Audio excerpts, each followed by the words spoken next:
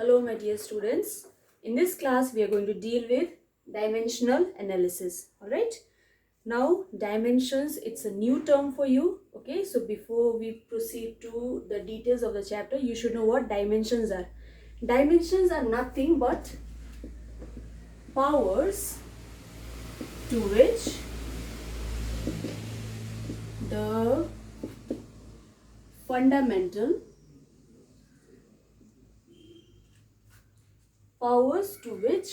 the fundamental units are raised. Now looking at the fundamental units, now you feel that it is not very new to us. It is quite a familiar term, isn't it? Fundamental units are the units of the fundamental quantities, and the three fundamental quantities are length, mass, and time. Now in dimensional analysis, we represent length by L with a square bracket. Okay. Mass, very simple, we represent by M, and time is represented by T, like this. Alright. Now I'll give you an example to make this definition clear to you. Suppose I give you the physical quantity velocity, whose formula is displacement by time. Alright. Now what is displacement? Displacement is length, isn't it? So it is length. In dimensional analysis, how do we represent length? By the letter L. Okay. And time by the letter T. So writing them, okay, with all the powers in the numerator, we write it as L T to the power minus 1 with a bracket. And one thing you should keep in mind here, that whenever you are expressing any dimensional formula for a physical quantity, you should always mention M, L, T in sequence. That means, since here we don't have any M here, I'll just write M here. Okay. And I'll tell you what to do with this M. M, since there is no M, that means it is 1 multiplied by. So we'll just raise the power M to the power 0. So, what are the dimensions of velocity? The dimensions of velocities are 0, 1 and minus 1. So, dimensions of velocity are 0, 1 and minus 1. So, I hope you have understood that dimension does not mean these letters M, L, T. It means the powers to which these letters have been raised. That means the powers to which the fundamental quantities have been raised. And why do we do this dimensional analysis? So that we can obtain the units of the physical quantities that we are dealing with in dimensional analysis. Now, let's proceed now to find out the dimensional formula of some physical quantities. Okay. Before we proceed, I'll just give you the general expression for dimensional formula. General expression for dimensional formula is, we'll have a bracket, we'll write M, L, T, close the bracket, and all these would have been raised to a certain power. Let the powers be A, B and C. This is how we represent dimensional formula for a physical quantity. Alright, now I'll be giving you the dimensions or the dimensional formula for a few physical quantities which are already familiar to you. I will not be giving you the long list, because as we will be proceeding with the chapters, I'll be giving you the formula and I'll ask you to find out the dimensional formula for the same. Alright, so let's begin with a very simple physical quantity. Area. You know, area is length into breadth. Okay, breadth is also a length, so we can represent in dimensional analysis like L into L, which becomes L to the power 2, since we have to mention M and T and they are not present in this formula, so they will be raised to the power 0. So this is the dimension for area. the dimensions for area are 0, 2 and 0. Okay. Likewise, I'll straight away jump to force. Force is mass into acceleration, isn't it? Now mass, I'll write it as m.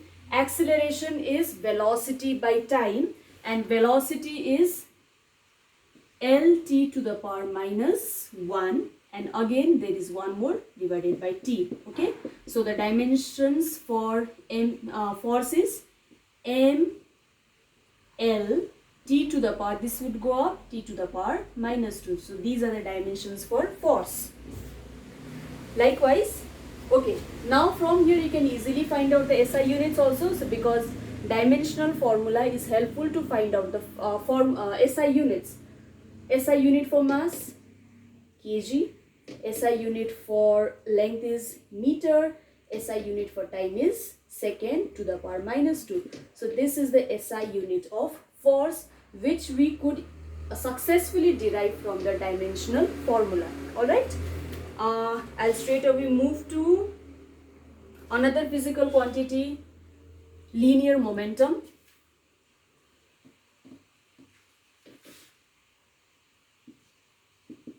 Linear momentum, the formula is mass into velocity, isn't it? Dimension for mass mv, velocity is lt to the power minus 1. So the dimensional formula for linear momentum is mlt to the power minus 1.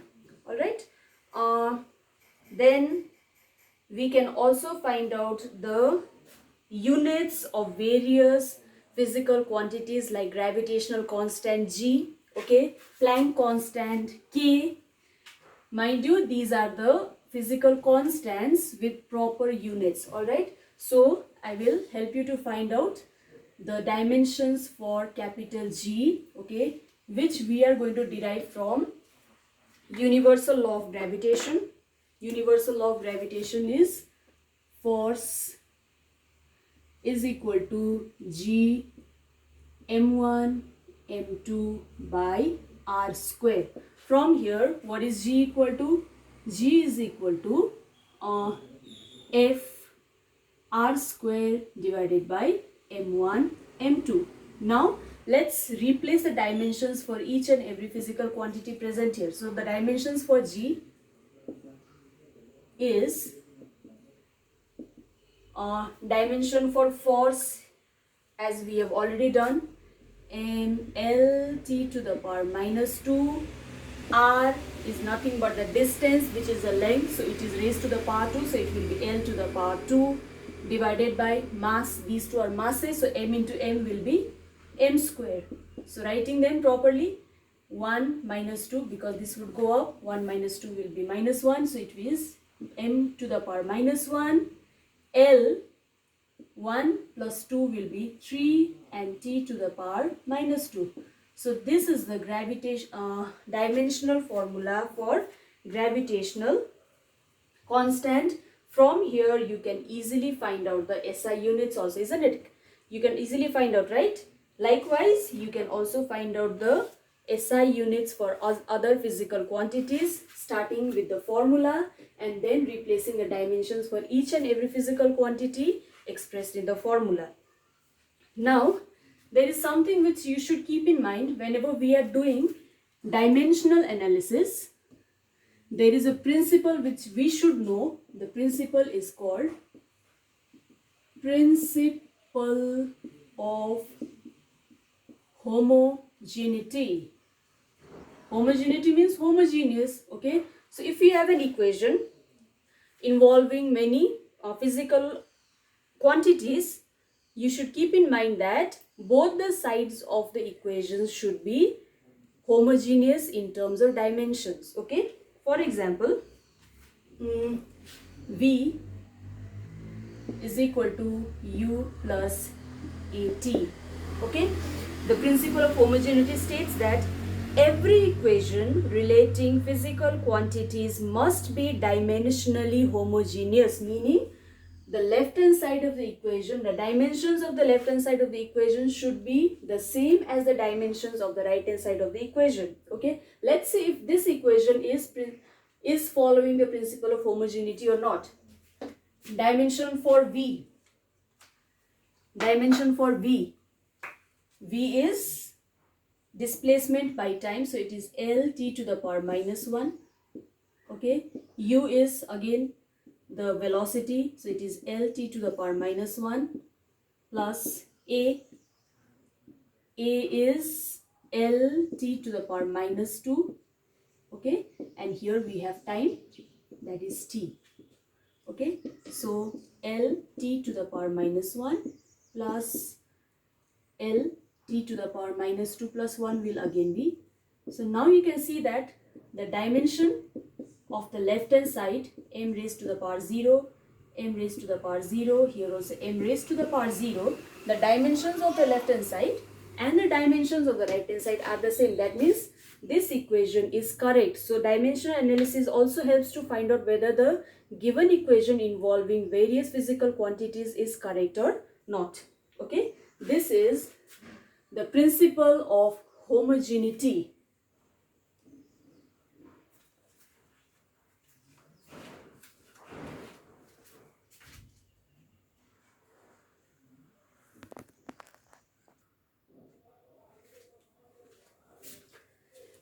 Let us now quickly move on to the uses of dimensional equations. Okay, now dimensional analysis or dimensional analysis. The first use is to convert the units of one system into the units of other systems. Alright, now we have got so many systems, CGS systems, SI system, isn't it? Now the units are different but they are interrelated, isn't it? For example, the value, you know, there are the units of force in SI is Newton. In CGS, how many dynes is it? It is 10 to the power 5 dynes. Now dimensional equations helps you to find out the relation between the different systems here. Alright, the numerical relations. Let's see how. Suppose we have a physical quantity P, okay, whose numerical value in one system is N1 and the dimensional formula is U1. And in some other system, the numerical value is N2 in other unit U2. Okay. Now, we can write this equation, rewrite this equation in terms of dimensional equation. N1, U1 can be written as M1, L1, T1. They are raised to the power A, B and C. The dimensions are the same, okay, is equal to N2 and it can be written as M2, L2, T2, and though these may be different, the values of mass, length, time in these two different systems may be different, but the dimensions will be the same. So they are also raised to the power A, B and C. Okay, so this is how we represent equation, dimensional equation in two different units. Now we need to find out a relationship between N1 and N2. That means how is N2 related to N1? So we can write N2 is equal to N1, M1, L1, T1 raised to the power A, B, C, the dimensions, divided by M2, L2, T2 raised to the power A, B and C. So this is how the two units may be interrelated. The value of that unit in one system is equal to the value of the unit in the first system into M1 by M2 raised to the power A, L1 by L2 raised to the power B, T1 and T2 raised to the power C. Okay, this is the general formula. I can rewrite it as N2 is equal to N1 times M1 by M2 raised to the power A, then L1 by L2 raised to the power b and T1 by T2 raised to the power c. Now you will be more clear when I do one example with you. Okay.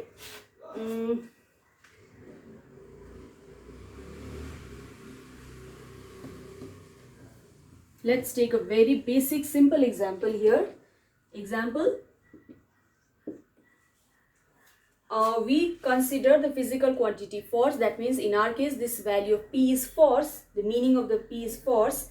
And in SI system the unit is Newton, and in CGS system the unit is dyne. Now let us now convert 1 Newton into dyne using dimensional equations. Okay. Now I'll write the equation. Since we are dealing with force N1, I will straight away write the dimensional formula for force. It is M L T to the power minus 2 is equal to N2 M L T to the power minus 2. Okay, here N1 is equal to 1 because we are converting 1 Newton into the corresponding value in dyne. Okay, we don't know N2 right now. Now from the formula, N2 is equal to N1 M1 by M2 raised to the power 1. No problem here. L1 by L2 again raised to the power 1, and T1 by T2 raised to the power minus 2. In our case, A is 1, B is 1 and C is minus 2. Okay. Now, let's put now this is 1. Okay, let's put the values. This is 1. Now, this is mass. Since we are dealing with SI, the SI unit of mass is kilogram. Okay. And here, the CGS unit is gram. L1 by L2, the SI unit is meter, the CGS unit is centimeter, and T1 and T2 both are second raised to the power minus 2. Now, we will try to put all the values in one system now. We will convert kg into gram. 1 kg will be 1000 gram. We are just trying to find out the value of N2. 1000 gram by 1 gram. Centimeter, meter, it is 100 by 1 centimeter, centimeter, and second. Okay, 1 second by 1 second doesn't make a difference. It's anyways 1. Okay. Now, if I come to this side of the board, 1000 gram, all the units will get cancelled. Okay, 1000 into 100 will be, so N2 will be 10 to the power 5. That means 1 Newton will be equal to 10 to the power 5 dyne. So this is how you use dimensional equations to interconvert the different units, okay, different systems of unit. The second use of dimensional analysis, dimensional equations rather I should say, is to check the correctness of an equation. Okay, since we have already done principle of homogeneity, which states that every equation should be dimensionally homogeneous. So we will put the dimensions on the left hand side and the right hand side to see whether these are dimensionally correct or not. So that is the second use, to check the correctness of an equation. If they are dimensionally correct, the equations are also correct. And the third one is to check to establish the relations between various physical quantities. Okay, for this I'll straight away go to an example. The first one example, to find out the time period of a pendulum. Now we don't know how the time period is related to the various factors affecting it. Okay, we know the various factors affecting the time periods are, time period is directly proportional to L, but we don't know to which power, say it is A. Okay, before we don't know to what powers is the time period related to the various physical quantities. So we just know that time period depends on, based on an experiment, number one, it depends on the effective length.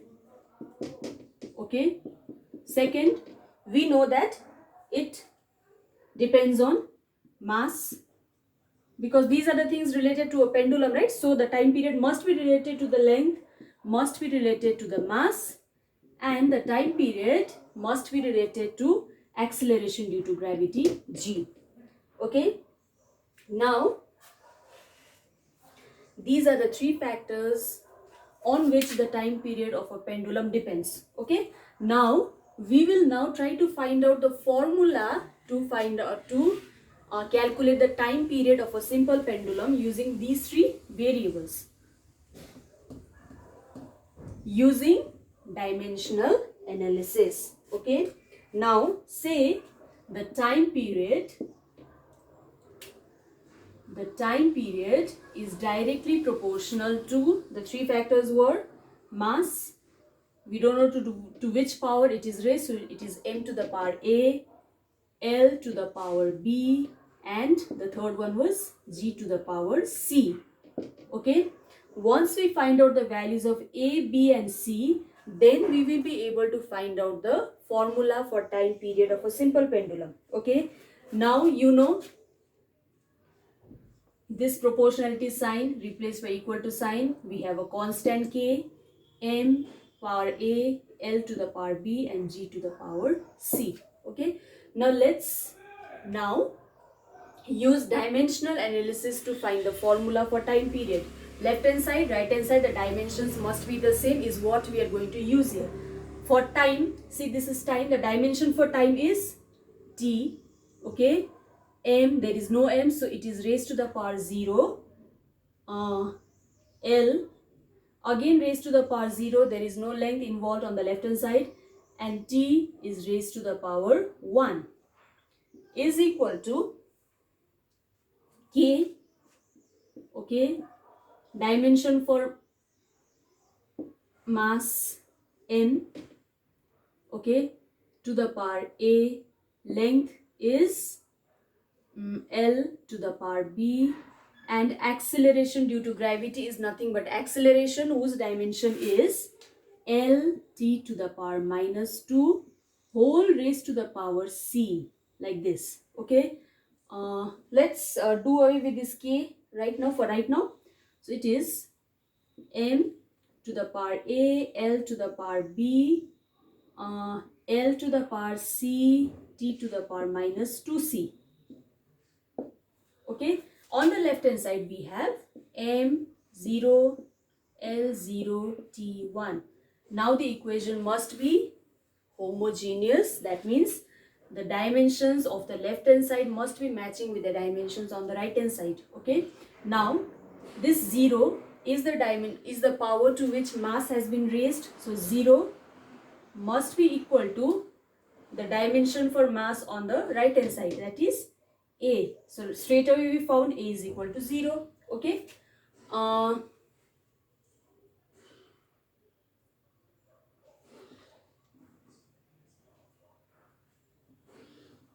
Then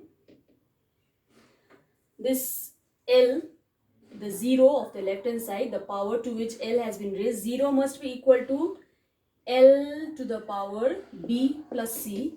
So 0 must be equal to B plus C. That means B must be equal to minus C. Okay. And thirdly, the power to which T has been raised, the dimension for T, 1 must be equal to, okay, I'll write A is equal to 0 here. Okay. 1 is equal to, the power for T is minus 2C. That means C from this third equation is equal to minus half. Okay. B is just the negative of C. That means using this one, B will be equal to minus of minus half will be half. So we got A is equal to 0, B is equal to half, and C is equal to minus half. So these are the powers to which m, l and t have been raised in the formula for time period of a simple pendulum. Let's apply it here. So we had given you the relation t is proportional to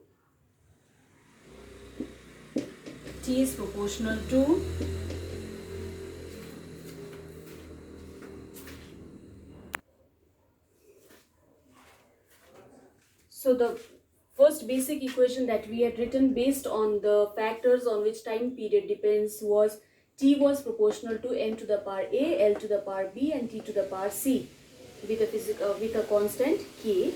It is equal to, okay. Now we found out that using dimensional analysis a is equal to 0, so t is equal to k m a n raised to the power 0, l raised to the power half, meaning it is root l, okay, and t,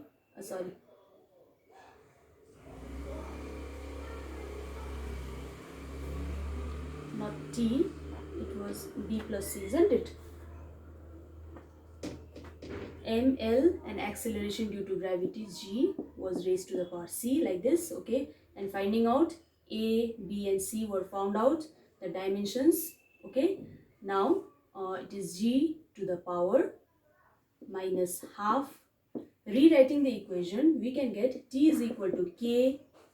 It does not depend on mass, okay. It depends on L to the power half. It depends on g, 1 by g to the power half, okay. So I can write it as t is equal to k under root L by g. Later on, using experiments, k was found out to be 2 pi under root L by g. And if you recall your class 9, the pendulum chapter, the formula for time period was the same, which was actually found out using the dimensional analysis. Alright, so this is how we can find out the relation between various physical quantities, and we can also prove the correctness of an equation, and we can also interconvert the different systems of unit using dimensional analysis. But however, the uses are there, okay, of course, that's why we are learning them. There are some limitations also to dimensional analysis. The first limitation is that I told you this k, okay, this k was not derived using the dimensional analysis, it was derived experimentally. That means dimensional analysis cannot find out the physical constants, okay. And secondly, if a physical quantity depends on more than 3 factors, that means apart from length, mass and time, if there are any other physical factors on which the expression depends, it cannot do so. We cannot do so using dimensional analysis. And the third one, we cannot analyze the equations containing trigonometrical, exponential and logarithmic terms, because dimensional analysis is limited only to terms like this, which does not contain any exponents or any logarithmic terms, okay. So that is all using dimensional analysis. Your task will be to learn the table that is there that I have given to you, okay, and try to find out the dimensional formula for the various physical constants that you have learned so far. Thank you.